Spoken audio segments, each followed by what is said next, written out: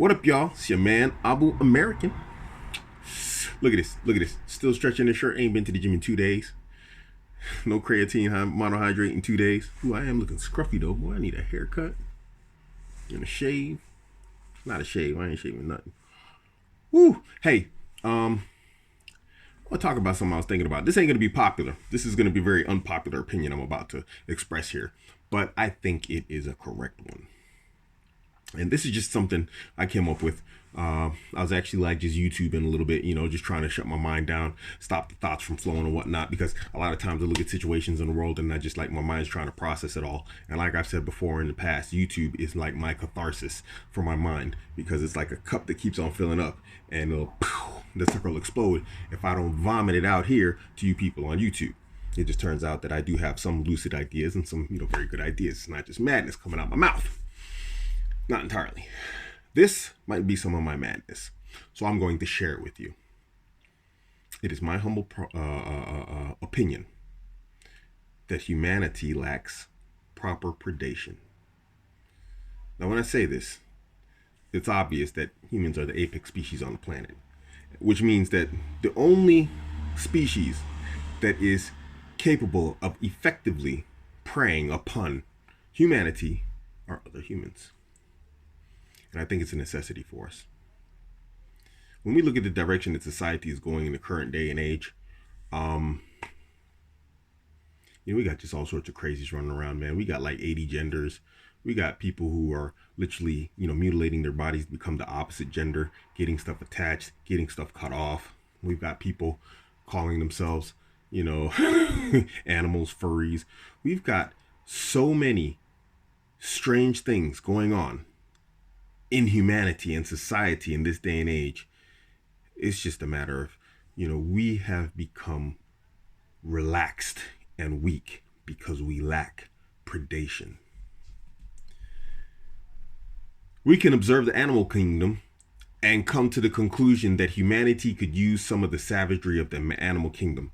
Let's look at the Sabi Sands of South Africa, the Mapoho brothers.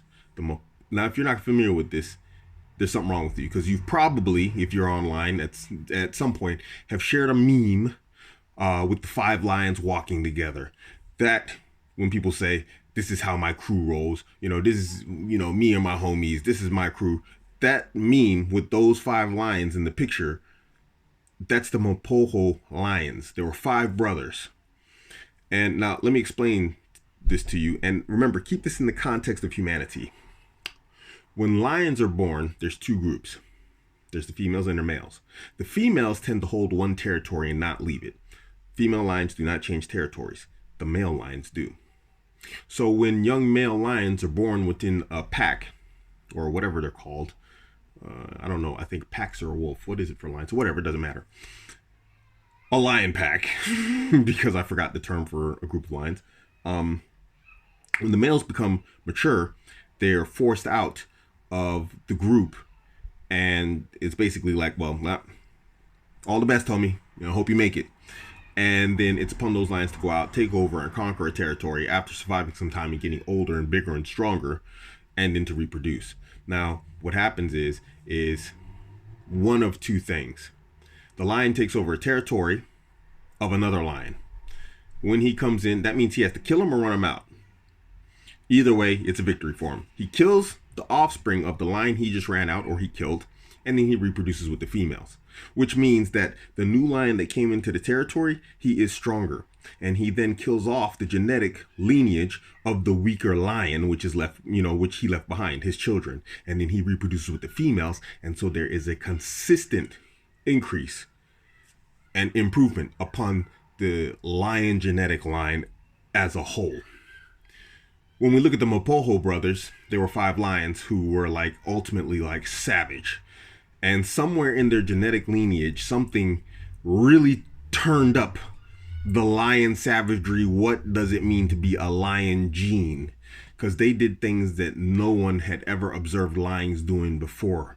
They were killing and eating the lions that they took over the territory. And if a female fought against them on killing the young of the prior lion, they would kill not only the young, they would kill and eat the female that resisted him. This was unheard of in lion behavior. Humanity needs this. Now, here's the thing. You might think, oh, well, only savages will survive amongst humanity and we will regress. I promise you we will not. Humanity has a long and bloody history. And in this long and bloody history, humanity has done one thing: progressed rapidly. Because savagery alone isn't enough. Like I said before at the beginning of the video, we are the apex species on this planet, which means that the only other predator we face consistently is each other. And when you're facing an enemy who not only has physicality, not comparable to animals, but physicality on a comparable level between humans, you have to be intelligent in order to defeat your enemy and your opponent. Because only the big and strong would survive. But that's not good enough, because if it was only about strength and not intelligence, lions would be running the planet, not humans. So if humans were just going to turn into a bunch of savages who are muscle, lunkheads that were going around bonking each other on the head with a bunch of clubs, well, then only the stupid lunkheads would be left behind. And then those stupid lunkheads would have to compete with local wildlife, lions, tigers, and bears, oh my. And I guarantee you, no matter how big, no matter how strong you are, as a human, you are not standing up against lions, tigers, and bears. They will eat you. Oh my. So, what happened? In order to maintain superiority and win on a consistent basis, humanity not only had to be strong, but smart. And those who were only strong were killed. And those who were only smart but weak were killed. And so a perfect balance has been met through the history of man. Look at human history. It is savage. It is bloody. It is horrific. Yet here we are talking to each other over social media. We've got freaking rockets that can fly up into space and come back down by themselves. We got robots taking over our jobs. It's not only savagery. I'm telling you, we will progress rapidly if we bring back human predation upon human predation. Now you're like, holy smokes, American, what are you talking about? Are you talking about eugenics? No, eugenics is wiping out people that you don't like or you think that are unworthy of reproducing. I'm saying we wipe out those who cannot survive, those who cannot hold their own. If you are smart, which is what we have right now, a society run by smart, weak people, and they make rules to oppress those who are strong, which we need to end. And then sometimes you end up with what they call a dictator. And they're not always strong, but sometimes, or in a past construct, in the context of the past, a dictator was strong, but not overly intelligent. That can't hold either. He needs to be wiped out. We are, ladies and gentlemen, intelligent savages. Sounds crazy, but it's what we are as humans. And we need that. Agree? Disagree? Let me know in the comment section. This is your man, Abuamerican. Catch me on Instagram, Twitter, Facebook, BitChute. All at Abuamerican. Don't forget to hit like and subscribe. I'm out.